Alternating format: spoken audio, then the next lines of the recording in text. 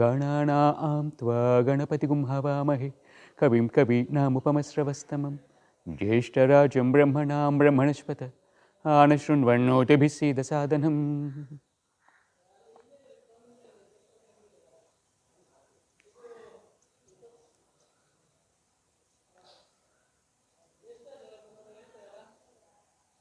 Inhale now, fresh energy, and start. Om.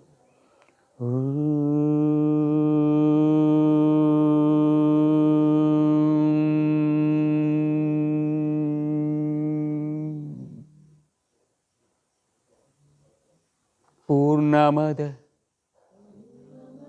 Purnamidam Purnat Purna Mudachyate Purnasya Purnamadaya Purnameva Vasishyate.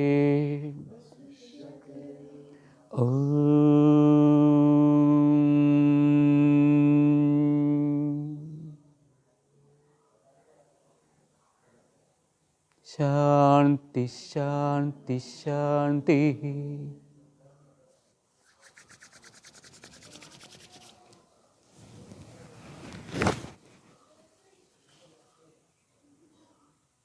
Om Namo Namaha. There is a small correction in the prayer at the time when you are doing at the end. It is Shanti part. What means what? Peace. Peace. Yes. What she is saying, relaxation comes through peace. So peace. Why we are saying 3 times Shanti? Why not one time? It is Shantihi, Shantihi, Shantihi, or Shanti, Shanti, Shanti, or Shanti, Shanti, Shanti. What it mean? How to spell it? There is an authentic way of chanting this Shanti. If you individually use the word Shanti, it is becoming Shantihi. We have to end in the according to the Sanskrit grammar. We have to end the word Shanti as Shantihi, Shantihi, Shantihi. If you are making it as a sentence, continuously if you want to spell Shanti, it is a rule that we are not using aha. Shanti, Shanti, Shantihi. At the time of making it as a sentence, that Shanti, first 2 Shantis having a down pitch, that is Shanti, Shanti. The third Shanti is up pitch, that is called Udatta Swara. First 2 Shantis are having Anudatta Swara, low pitch. Udatta means high pitch, Anudatta means low pitch. Swara, Dirgha Swara means prolonged pitch. Okay. So for first Shantis, it is low pitch. Shanti, Shanti, Shanti. Shanti, Shanti, Shanti. There is a reason for this. The main purpose of yoga philosophy is cessation of suffering and connecting us to that happiness. Our true nature is happiness. The newly born baby also cries for happiness. He's searching for milk. If he gets it from the mother, he will be happy. You can see it's a smile. Very newly born baby, relaxed, immediately not smiling, but he feels relaxed. He feels relaxed. The newly born baby. We're all searching for happiness from the birth to the death until leaving the body. Many human beings cry. Crying is also for happiness. They cry. when you cry, all the emotions coming out, so that after that relaxation coming. So many cry for happiness. Crying is also for happiness. Anyway, we want happiness. Our true nature is happiness. We are all searching for happiness from birth to the end. For this search, we are choosing different paths. Some they are, see, it is that they, according to their mind, their absorption, their grasping capabilities, how they are absorbing the world, according to that the happiness depends from person to person. The happiness is differs from person to person. Some feeling happiness in smoking, they like smoking. Some feel happiness in drinking, they like drinking. Some like happiness in doing dances in the discotheques and pubs, in hubs, they want to do dance, they feel happy. Some like gambling, they choose gambling for happiness. Some go for long drives and they choose happiness for that.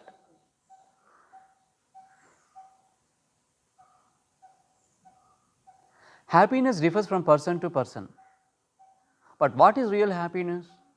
This happiness lasts after some time. This is temporal happiness, temporary, momentary. The momentary happiness cannot be called as permanent happiness. Any happiness which stays permanently with you and where there is no suffering, the name of that happiness is called bliss. Yoga aiming for bliss, not momentary happiness, temporary happiness. No, our true nature is happiness. We are searching for happiness, but the path is different. For example, if you are happiness is this side, if your destination is this side, if you are searching, if you are just traveling opposite side, how can you connect it to that destination? It's completely opposite direction. Not possible. Same like we are searching happiness in opposite direction, the materialistic world. So it is impossible to connect it to that ever permanent happiness. So in the name of happiness, in the name of freedom, again we are connecting to that very huge bondage. So relieving from all conditions and bondage is considered as freedom. Bondages is considered as bliss. Bliss. What we need is a proper path, a proper way. The thing is, even if you walk, if you select the opposite path, for example, this also connects you to the destination, you know. Yeah. Because earth is round. But it takes long time, dear friends, very long time. After traveling whole round, finally one fine day we will reach that destination. Even though we travel in the opposite, but how much time it is taking we don't know. Many lives already we started, we're following like that. Now at least we have to realize that our way is not on that right track. And then if you start the journey towards our right path, then it definitely connects to that destination which is bliss. For this yoga helping you to connect to that right way, to connect to us to the right path, and finally connecting to that proper destination which is ever permanent happiness. For this, the whole yoga essence is there in the prayer, connecting to the reality which is Purusha, separating the Prakriti, that is infinite energy connecting to. This infinite energy also looks like infinite, so that we are running towards this path. But this, if you run towards this infinite path, you cannot connecting to that infinite path. So you have to separate this infinite path from that infinite path, then only you can connect to that infinite path which is Purusha. And finally connecting to that ultimate bliss. Yoga is completely eliminating the suffering in our lives, connecting to that ever permanent happiness. That is the reason we are saying 3 times Shanti. Shanti, Shanti, Shanti. All the sufferings of the beings categorized into three groups by our ancient masters. How great they are, how grateful we have to be for them. How they categorized the suffering in three groups, all the sufferings coming under three groups. They're saying that Adhyatmika Dukkha, Adhibhautika Dukkha, and Adhidaivika Dukkha. Dukkha means suffering. Adhyatma means body, the body. Adhyatma Dukkha means all the bodily ailments, the suffering happening to the body and mind. This is all. Mind is there in the body, is there in the mind. So that the suffering happening to the body, all the ailments, the diseases and disorders when we get the human beings and all the other beings. And when we get the diseases and disorders, we suffer with diseases and disorders to the body. And if there are many diseases and disorders to the body, our practices of yoga also becoming limited. They have to undergo for some therapeutical studies, cannot do yoga education. They cannot undergo for yoga education. Now you are going to teach a training program because you are perfectly fit. If somebody who are not perfectly fit, for example, if they are having severe stomachache or lung problem or something, they are struggling with blood or something, if they are struggling with some respiratory disorders, they cannot practice all the practices what we are doing. So their practices are becoming limited, suffering. So the suffering making the practices limited, suffering making many activities limited. So many human beings and many beings suffering. So suffering, why suffering is happening, that is because of karma also, that we will discuss that later. But suffering is there. So, Adhibhautika Dukkha. This will be eliminated if you understand the theory of karma. For every action there is an equal and opposite reaction. And that what the Newton said, the same our ancestors also said many years ago by using three beautiful words, Sanchita, Agami and Prarabdha. This is the Prarabdha. If you enjoy the pleasures, it is called Sukha Prarabdha. If you are connecting to misery, it is called Dukkha Prarabdha. It is happening. The yoga philosophy says that this life is there because of past life. So yoga believes in past lives. Yoga believes in reincarnation. Yoga believes in that this mind is there when the evolution started from that. So mind taking many forms, so that we are taking many names and forms, and now we are in this human form. So mind is associated with many samskaras, called latent tendencies. Our subconscious is filled with many latent tendencies. That is the reason. So we suffer, we struggle, and so if you are eliminate after cessation of the latent tendencies in the subconscious, we will get freedom. We will get freedom.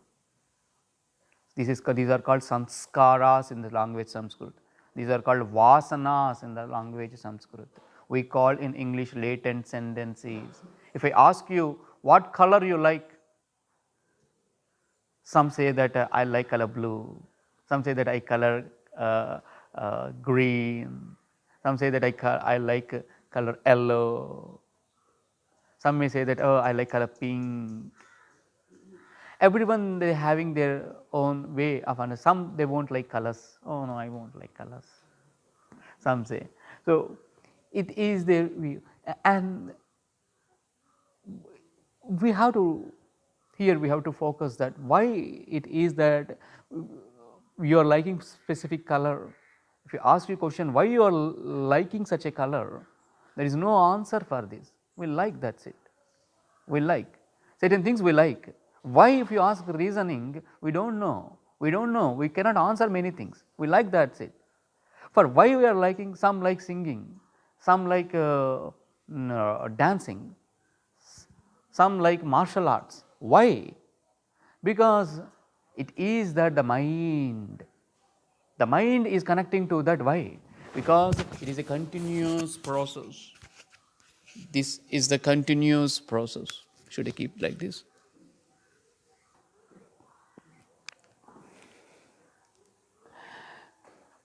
Sorry for your interruption. For certain things we cannot give reasoning. So those things which we cannot reasoning, the philosophy gives reasoning for that. Yoga philosophy is answering for such unsolved questions. Why? For the question why, that reason is karma.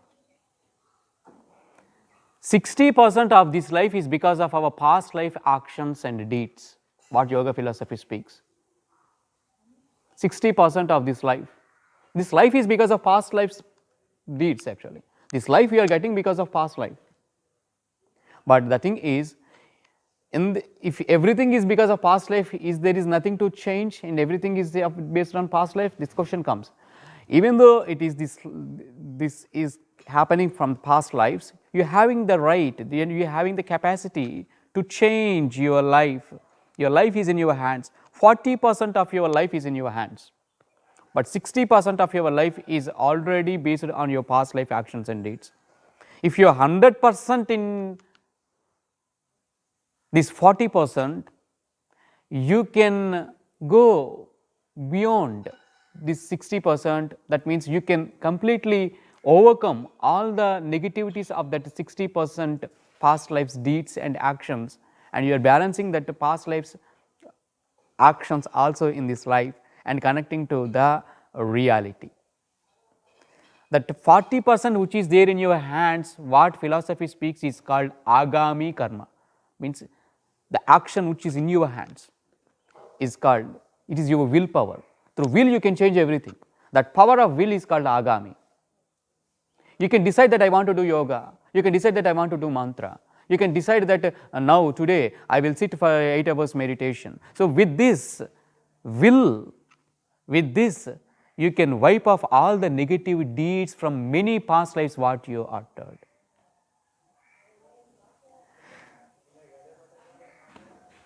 What we committed, the deeds which we uttered from the mouth, the deeds which we committed from the body, all these things are getting eliminated.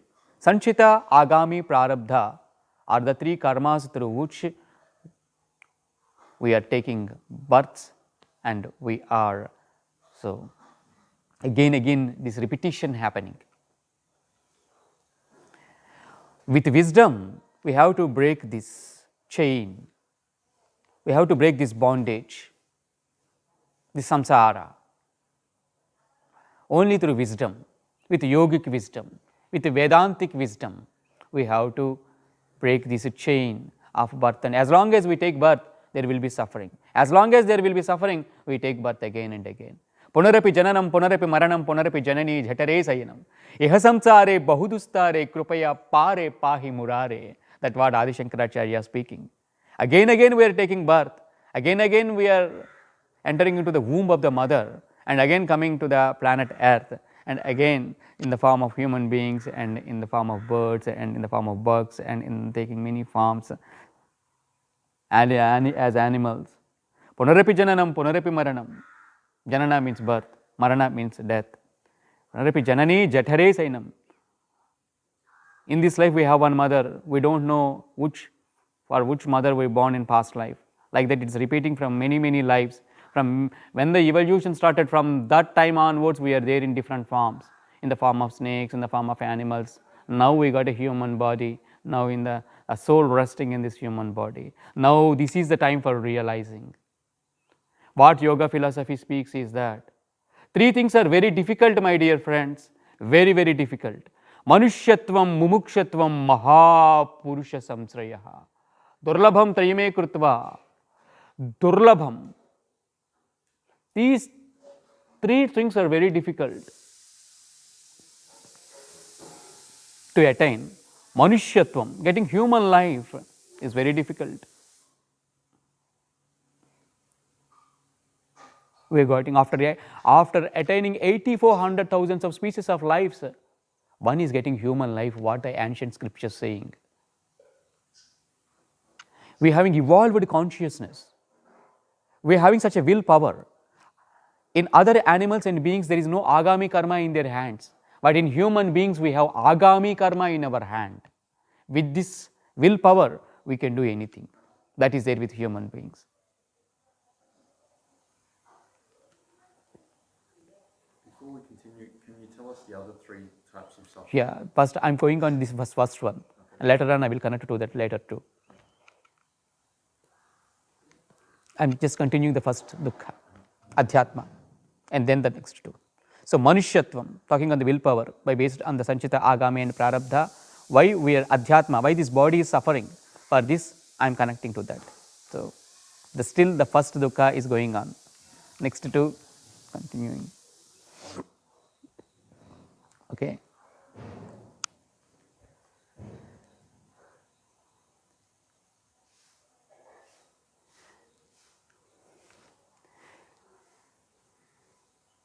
What I'm saying is that Manushyatva, getting human life is very difficult. We got it. So we are so fortunate to getting human life. Mumukshatvam, realizing for happiness, realizing the value for happiness, searching for bliss, and realizing the temporal happiness never gives you permanent happiness, and realizing for searching for inner happiness only if you do. If you are really searching for such real happiness, we are very fortunate. We are very, very fortunate. Those who are searching for real happiness, they are very fortunate. That is called mumukshatvam. Manushyatvam, mumukshatvam. Even though if you start searching for inner happiness, and those who are already connected to that inner happiness will be like pioneers for us, can guide us, definitely. We will be confused in our path even though we are searching for real happiness. We will be confused what is real and what is unreal again. For this, we need a proper guide. We need a proper master. A teacher can just give you an information, and ethics and morality, moral and ethical sharings he can do. But more than that, a master can guide you properly. Such a master we need in our lives. Then he can guide us in very right path. Mahapurusha samsrayaha. We need such enlightened masters in our life for our proper journey. If we meet such a person, such an energy, and it is that we are very, very fortunate, and that this we can assure, that is an assurance for that this life is that an end. We don't want that, we want certificates, but finally, of course, you need Yoga Alliance certificate in the beginning, but finally what we need is not Yoga Alliance registered certificate. We need a very big certification that we don't want to take birth again. No birth again, dear friends. As long as we take birth again, there is suffering. So we need bliss. That certification we need.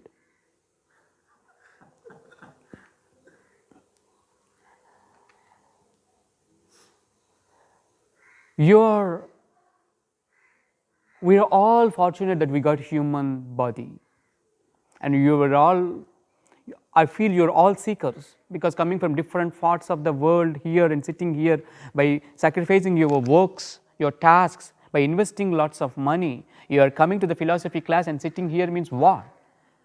It is your journey already started. Knowingly, unknowingly, your journey started. Even though you say that, oh, philosophy is not my cup of tea, oh, I don't want to do only yoga in the name of asana, whatever you say, but even then your journey started.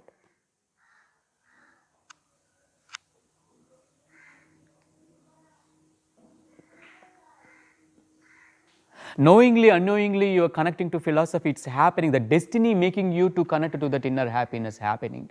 You're sitting in front of me and I'm sharing this. And I am sharing because of the Master's grace and blessings. All the Masters roaming in the universe guiding. And so their words I'm speaking. All the words which you are connecting to bliss are the words of my Masters making me to speak here in the classroom. And all the words through which you are getting little confusion are mine.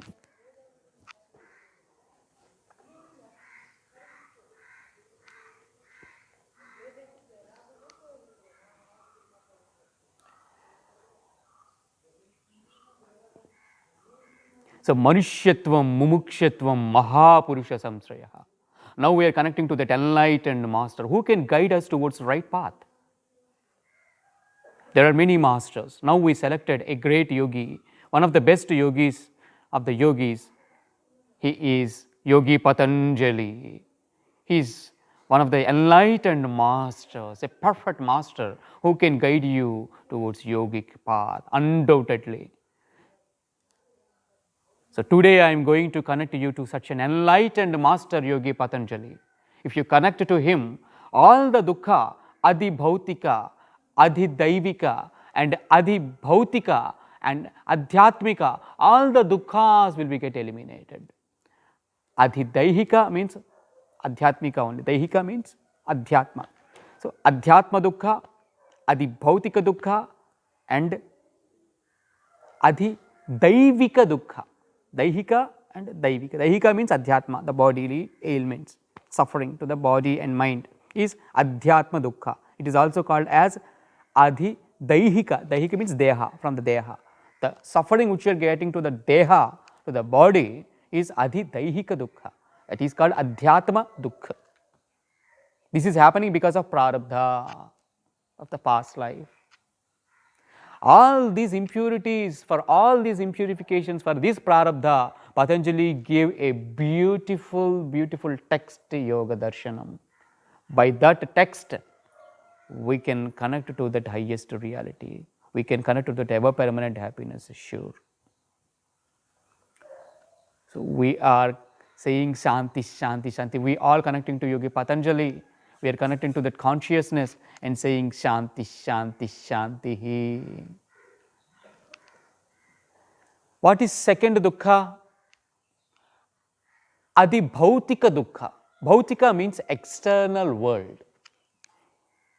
If the body is very fit, for example, no ailments, no sufferings, no diseases, no disorders, we are very perfectly fit and happy. Even you are happy, you are perfect. The others from the external world comes and they will disturb you. If you are meditating in a place, some other will come and want to occupy your place. And they say that get up. And then where you go? So some others will come and they disturb your peace. Then you say that, oh, I felt that I'm settled here. But somebody coming and making me, this is all the external world. They don't want to make you peaceful. If you want to be silent, this world won't want to make you peaceful.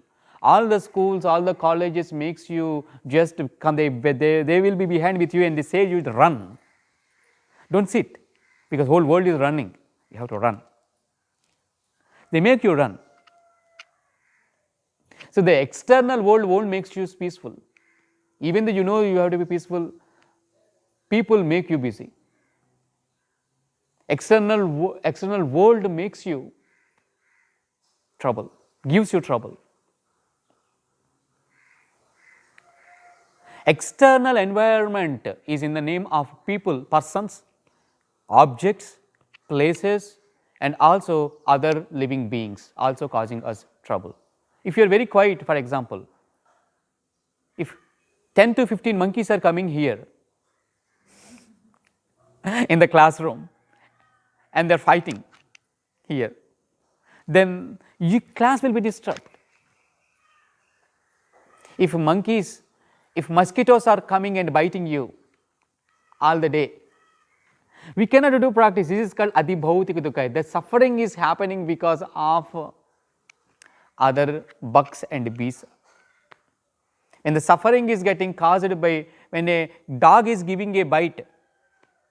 Once my friend wanted to learn yoga, he went to with wonder. He's very perfectly fit and said that I will for 2 years I am going to study yoga, and with very happiness he went.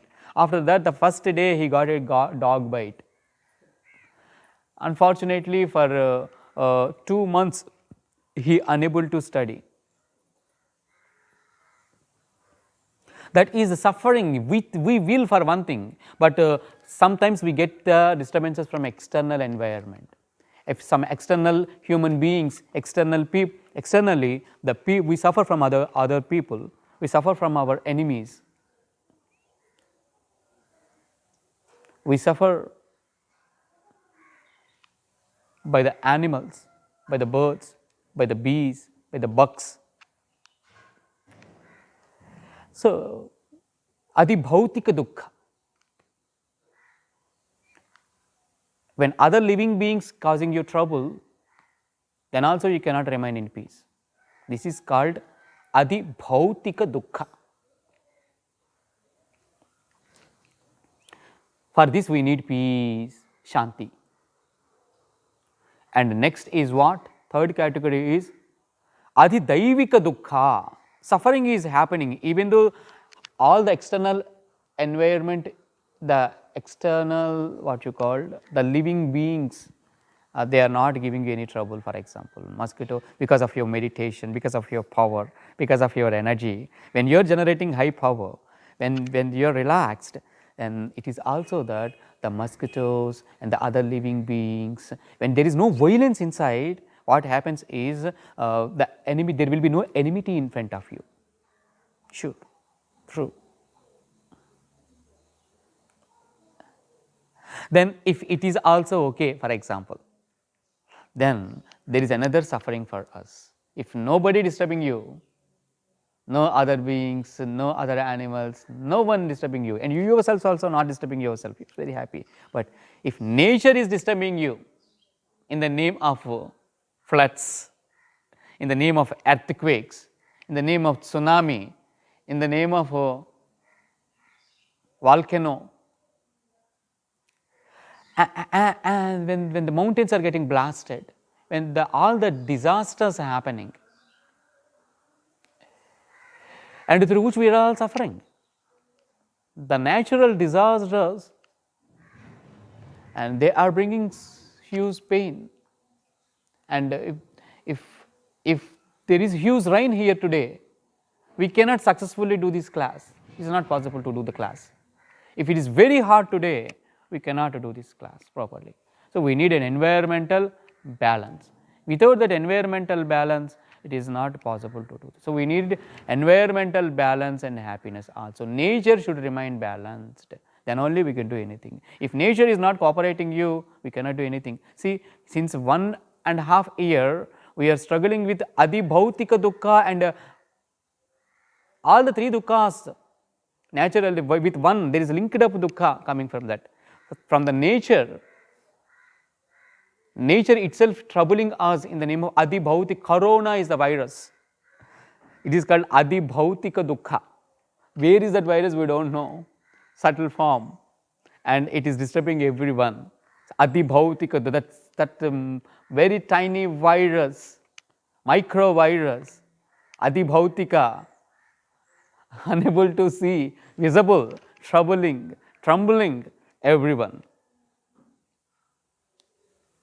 Adibhautika. For 1.5 years, no yoga centers opened. This after 1.5 years, the Sri Hari Yoga Center opened.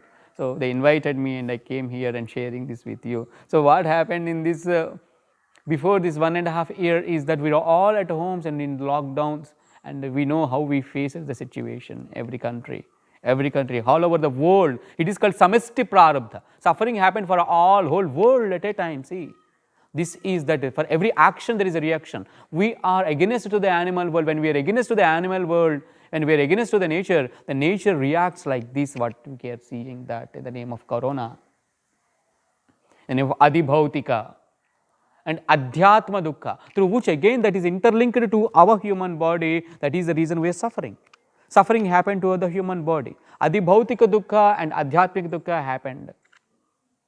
So, from nature itself it is happening. So, all the three together damaged, destructed the human being's life in at a time. Adhyatmika, adibhautika and adhidaivika dukkha in the name of coronavirus entered in the human life and bothered in this 1.5 years. And after that, now we opened our eyes, and with awareness we are sitting again in the classroom, and now we are seeking for very fresh peace.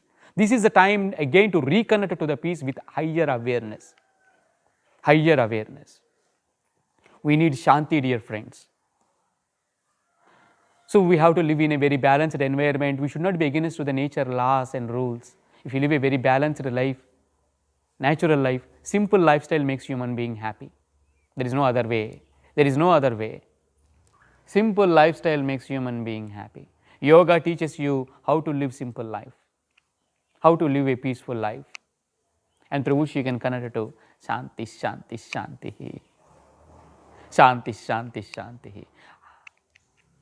That is the reason we are saying 3 times with awareness.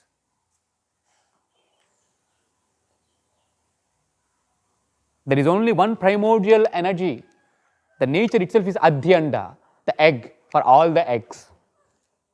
That itself is becoming Adibhautika, taking many names and forms, becoming Adibhautika. Externally visible like Christ, externally like some masters, externally visible like Mary, externally visible like Kali, externally visible like Ganesha, externally visible like Shiva, like Vishnu, taking many names. There are some masters. This God's hierarchy is different. So, for every organization, there will be low level management, middle level management, top level management, and after that, there will be an MD for the organization. For every organization, there are board of directors, right? Same like for this whole universe is running by the MD called pure consciousness. The MD, the managing director for this whole universe is who? Pure consciousness is the managing director for this whole universe. And the name of that pure consciousness is Om. That will be known by Om. The name, the voice of that pure consciousness is Om. The voice of the soul, the name of the soul is Om. It's not a religious symbol. No. It's a universal symbol. Om. The birds are saying Om, the same. Om. Om. That Om is becoming many. Generally, in the physical world, in the phenomenal world, that one consciousness, that one managing director is appointing top level management and middle level management and low level management. Same like from that pure consciousness, it is having will as power. The will power, the Kriya. So, will power, that is absolute wisdom power. From that wisdom power, action is its power. Will is its power. From that will, action is happening. Action is happening. So, without his wish and will is there and will is happening. Will is also its power, and that is will is inherited in that higher consciousness. That is naturally happening. How the nails are growing in the body, how the hair is, how we are getting hair on the skull, how the nails are growing, how hair is growing on the skull, naturally. Same like there is higher consciousness from which all the worlds emerged, all the planes emerged. There are 7 upper planes, 7 lower planes according to the beautiful traditional way of explanation. Atala, Vitala, Sutala, Rasatala, Talatala, Patala planes and Bhuhu, Bhuvaha, Suvaha, Mahaha, Janaha, Tapaha, Satya planes are upper planes. So, there are different planes in the universe, upper planes and lower planes. These are all coming just like how nails are coming to the body, coming from the body, how hair is growing on the skull, like that from that evolution, from that higher consciousness, everything is coming. Everything is coming. So, top level management. So, top level management is one, what we are saying as Shiva, what we are saying as Shakti, what we are saying as Ganesha, what we are saying as Sun, what we are saying as Vishnu. These are coming under 5 main top level management under the Vedic hierarchy. Just this is symbolical representation. And middle level management is more, and there are more than 33 million middle level gods and goddesses in the name of middle level management, managing the universe, operating the universe. In India, you see, for every 40 kilometers radius, there is a local goddess. Why there are many gods and goddesses in India? For what reason? Is God one or many? Such confusion you will get. There is only one energy existing all over the world. We are all connected to that only one consciousness, but one is becoming many. It is only one energy, but it is a division of the energy. That one and only energy is divided into many. It's a division of energy, as top level, as middle level, and as low level. For every 40 kilometers radius, there is a god and goddess in India. That means we are connecting to that, from that point we are connecting to that higher energy. To get stationary, we are not going to the top level management. if you're working in an organization. You go to your storekeeper and you ask, and he will give you what the stationery you required, and you will get from him. Like that, the local gods and goddesses, just they are granting what your physical needs around.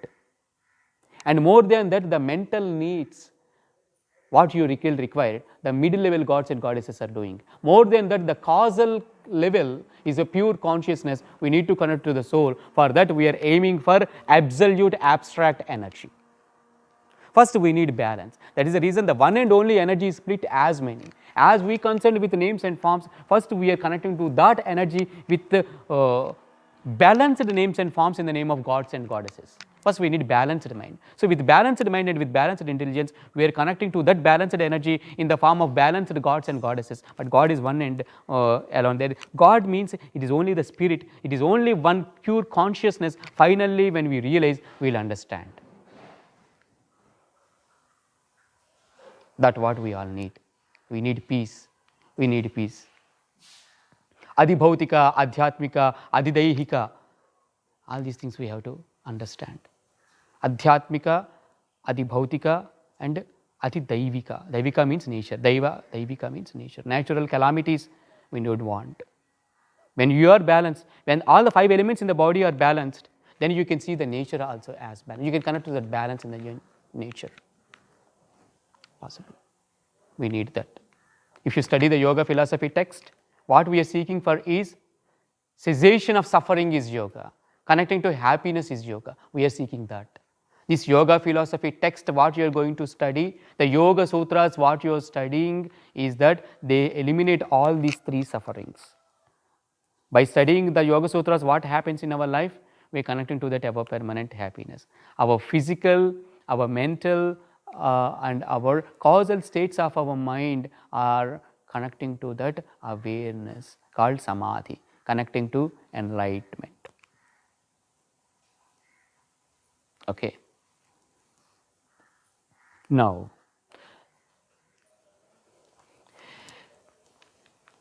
this is the time for you to invoke the sage Patanjali. Repeat the mantra now. Yogena Chittasya Padena Vacha Malam Sharirasya Cha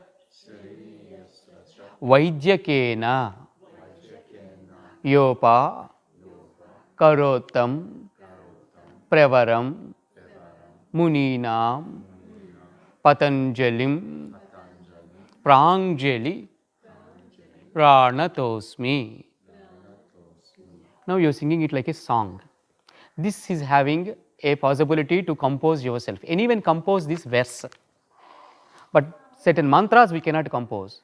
For example, Purnamada Purnamida mantra, we are having no right to compose our own. It is a formula. This is not a formula. The disciples of Patanjali praising his master and saying this prayer. So we are all, our master is Patanjali now, he is guiding us now. So we are invoking our sage, our master Patanjali, and connecting to the text what Yogi Patanjali explained. It is a tradition to connect to the yoga philosophy text, invoking the master, praising him, saying salutations, and connecting to the text.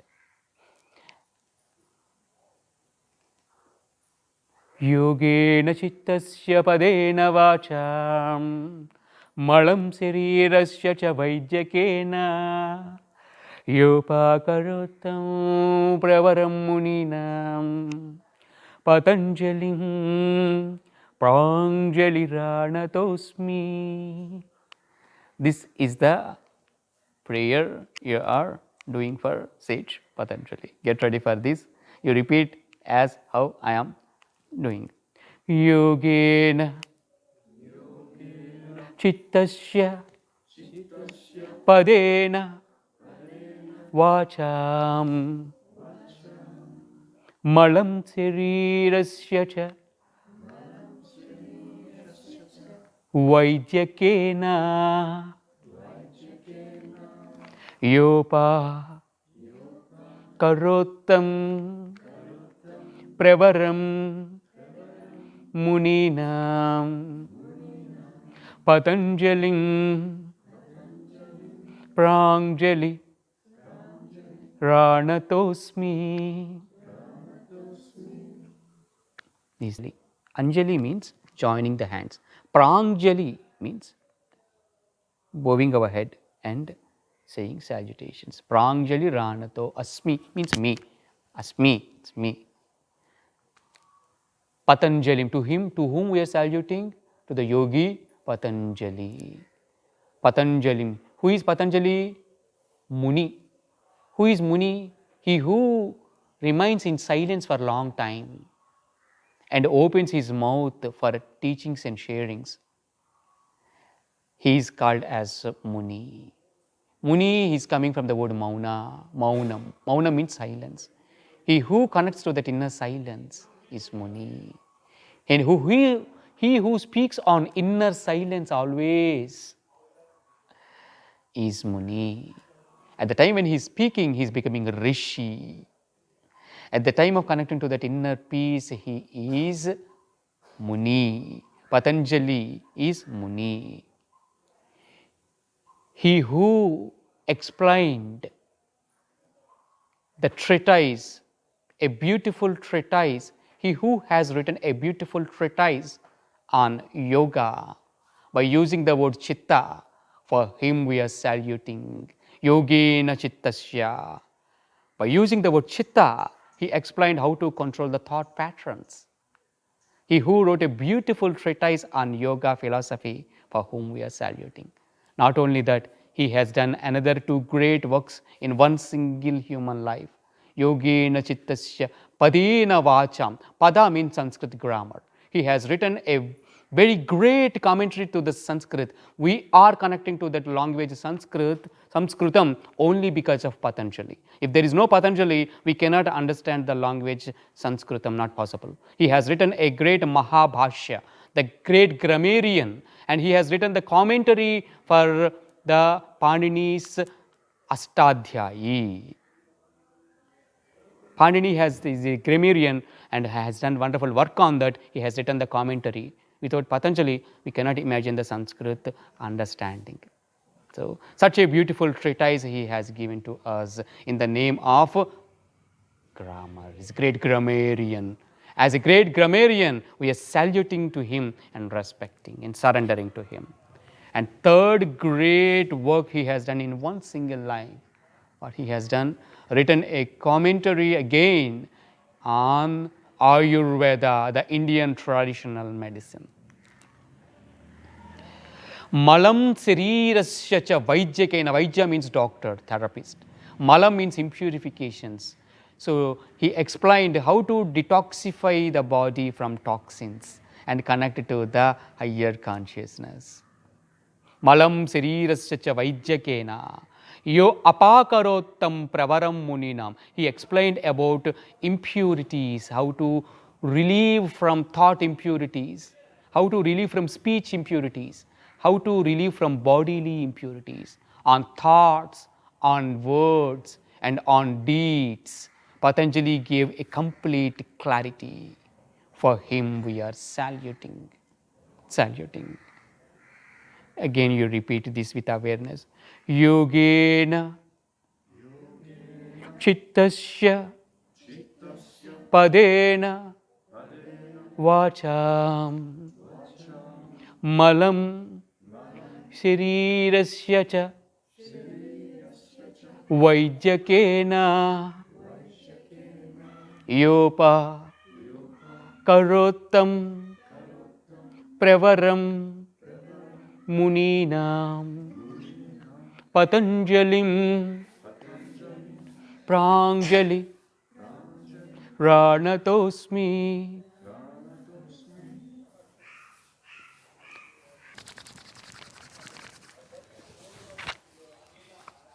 Nivasaya Kaivalyanandamurtaye Madhura Bhashini Pradhanadhaya Sesharajaya Samstute Sabhapati Anuvartin Tandava Sandrushta Bhagyavan Manovakaya Doshaharta Patanjali Paramatmane Namaha. So, saying Patanjali as Paramatma, and I have written this verse on Yogi Patanjali.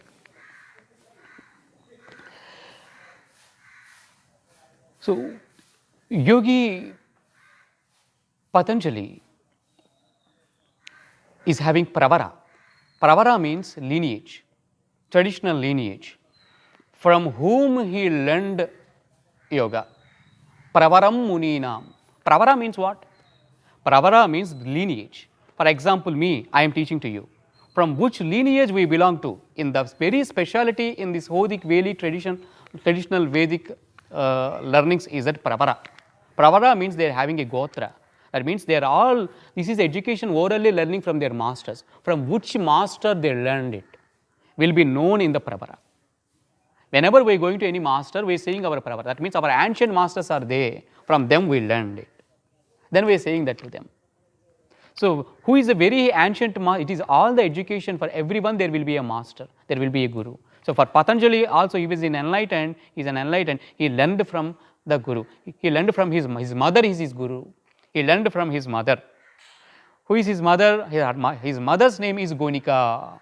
Patanjali is the son of Yogini, a powerful woman.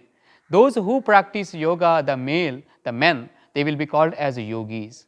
The women who practice yoga, they are getting the masculine name as Yogini. In reality, Yogini and yogis are one and same. For soul, there is no gender. But just for phenomenal world, we need this general gender variation just for understanding purpose in the physical world norms. So, Yogini is feminine in nature. Patanjali learned from Yogini, his mother, Gonika. Where he born? The Yogi Patanjali born in a place called Prayagraj. Prayag is a very ancient name for the recent name. What is it? Do you know? Allahabad. Allahabad is called as Prayag in ancient times. Allahabad is close to Varanasi. There you can see three rivers joining. We call as Triveni Sangam, Ganga, Yamuna and Saraswati. All the three rivers meeting at one place. So, it feels a very holy place, and in that holy place many meditators meditated. Long back Gonika meditated there for a supernatural child. Then he got a child, Patanjali. I will tell you a story how Patanjali born. What is the story behind Patanjali? How he born? That interesting. There is an interesting story of that. So, in next class on Monday, I will tell you how Patanjali born. And now you need to know where he born. The history of Patanjali, that he born 200 years before Christ. He born to a yogini woman called Gonika in a place called Allahabad, which is close to Varanasi. We are calling in ancient times that place as Prayaga. He learned everything in very early days, and after that he migrated to a place called Chidambaram, which is in south part of India. There he meditated and he practiced yoga and he preached yoga there. And after that, he has written beautiful yoga aphorisms in Chidambaram. And he composed he composed many songs there, and he was a great dancer. He meditated on Shiva, and he's a great dancer. All the asanas he applied in his dance. Dance and asanas having very interlinked. All the asanas, if you apply in dance, they are becoming dance. Nataraja asana is there. So you can see the Lord Nataraja, Shiva, by keeping one leg here, one leg down, and it is Nataraja asana. Have you seen the Nataraja, Shiva, in the dance pose? He's a cosmic dancer. So Patanjali is also a dancer. And he was doing yoga in the name of dance and teaching everyone the dance also. He has written a beautiful song for dancing also. That dance lineage of Patanjali still you can see in the place Chidambaram. Still, that unbroken lineage of Patanjali still you can feel in Chidambaram if you go. That is the reason I have written in the song, Chidambarapura Nivasaya Kaivalyananda Murtaye. He always says, Chid Ambara means your chitta, that means your spiritual heart itself is a Chidambara, it is a sky. There Patanjali will be always there because he is an enlightened master. He is an enlightened master. He will be there always. He has written a beautiful song which is called Charana Shrunga Rahita Stotra. I will tell about that song. That song itself is a beautiful song. That song itself connects you to yoga. No need to do yoga separately in the name of asanas. Singing the song of the Patanjali, what he has written itself is yoga for everyone. Because that song itself having the highest pranayama. Retention of the breath is the essence of pranayama. The controlling, ayama means control. Retention of the breath is there in the song. He has written very nicely. And for every song there needs some accompanists for playing drums. Like that. So for this song, he made this song with a rhythm beat. If you sing this song, naturally, automatically, you can feel the beat of a drum. Drum beat is there in the song itself. He composed it like that with his sounds. The power of sound you can experience here, and through which you can connect to a tranquil state, and you can connect to samadhi. Pranayama naturally happens when you sing this song. What is this song? He made it with 9 verses. Sadanchita mudanchita nikunjita padanjala jalanjalita manjukatakam patanjali dhruganjana mananjana machanjala padanjana nabhanjana karam. Sadanchita mudanchita nikunjita padanjala jalanjalita manjukatakam Patanjali Dhruganjana Mananjana Machanjala Patanjana Nabhanjana Karam. If you recite like this, you are holding your breath only. You cannot, there is no possibility for inhalation and exhalation if you want to sing this song continuously. So natural retention is happening in the name of singing. Okay. Chidam Buddhi Manim Buddha Hrudam Buja Ravim Parachidambara Natam Hrudipaja. Parachidambara Natam Hrudipaja. Ananta Navaratna Vilasatkateka Kinkini Jalanjala Jalanjala Ravam, Mukunda Viti Hastagata Maddalayadhvani Dimit Dimita Nartana Padam, Sekuntara Dabarhira the Nandimuka Sundhiriti Brungigana Sanganikatam, Sananda Muni Vandita Padam, Parachidambara Natam Hruti Bhaja. Like that he has written beautiful verse. What is Charana Srunga Rahita Stotra? What is Charana? What is Srunga? And what is the meaning of this? How he has written? One day I will sing the whole song for you. And I will explain to you how he has written. And the song itself is a wonderful pranayama practice. If you recite every day, you can invoke Patanjali by this song, and you can connect to that higher consciousness, primordial energy through this song, and you can connect to the greatest pranayama by this practice. Sure. By taking the blessings of Patanjali, we are connecting to that Yoga Sutra now. Our part is now the Yoga Sutras of Patanjali, what he has written. He has done great things in one single life. Is it possible like that for any human being? No. For a normal human being, it is impossible. Such a thing, even just reading of yoga is not possible in one single life. For thousands of years, many doing research on yoga, but still lots of work is pending. But the Yogi Patanjali, he has written in one single life the treatise on yoga, and also 2 other great works, Sanskrit grammar and Sanskrit and Ayurveda commentary. Those things, those who cannot perform in one single life, in many thousands lives also, that Patanjali performed just in one single life. So that we believe him as an enlightened master. We believe him as the incarnation of Adisesha, the Kundalini, the serpent, the snake himself taking the human form, and the evolved consciousness taking human form and coming in the name of Patanjali and explaining us the yoga. If you see Patanjali, he looks like a snake form. His end portion looks like a tail of a snake, and upper portion looks like a human. Have you seen the pictures of Patanjali? Anyone? No. Okay. So he is Patanjali. His Yoga Sutras we are going to connect to. So there are many days to connect to Yoga Sutras. So you're connecting to that Yoga Sutras, and this is a way, this is a systematic approach.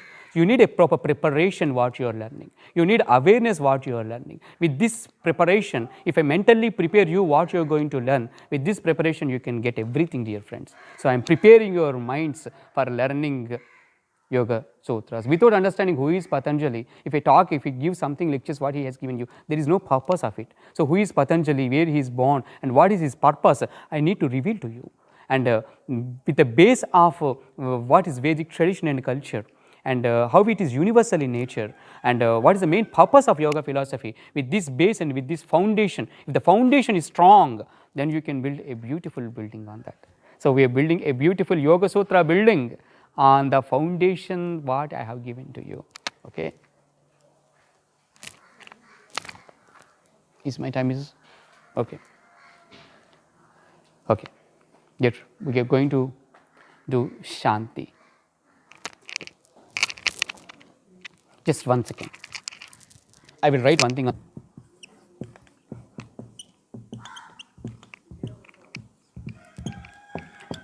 What you are going to learn from me from Monday is 8 limbs of yoga taught by Patanjali.